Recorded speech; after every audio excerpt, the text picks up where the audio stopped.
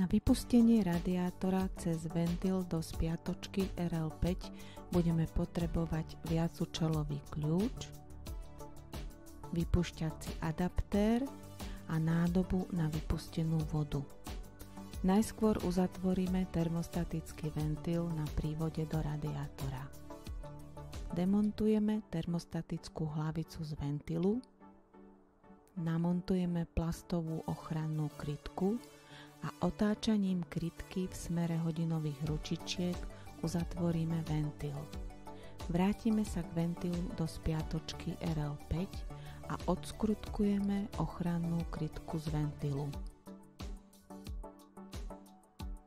Viacúčelový kľúč, časť s vonkajším valcom, nasadíme na ventil a v smere hodinových ručičiek až na doraz uzavrieme vonkajšie uzatváracie vreteno.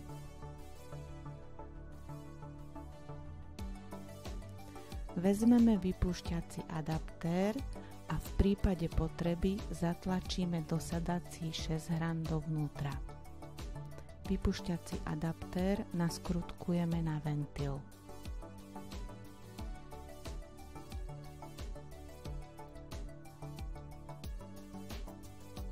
Týmto otvorom nám bude vytekať voda z radiátora.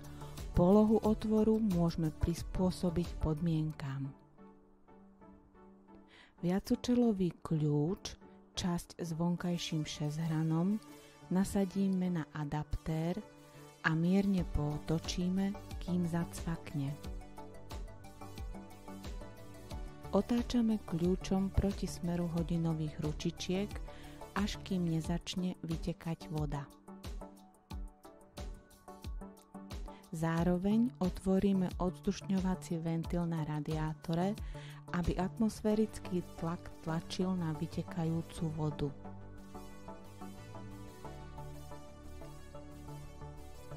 Necháme vytiecť vodu do nádoby.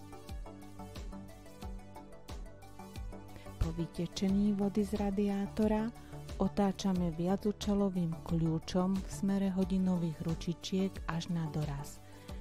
Uzatvoríme odstušňovací ventil na radiátore. Demontujeme vypúšťací adaptér z ventilu do spiatočky RL5.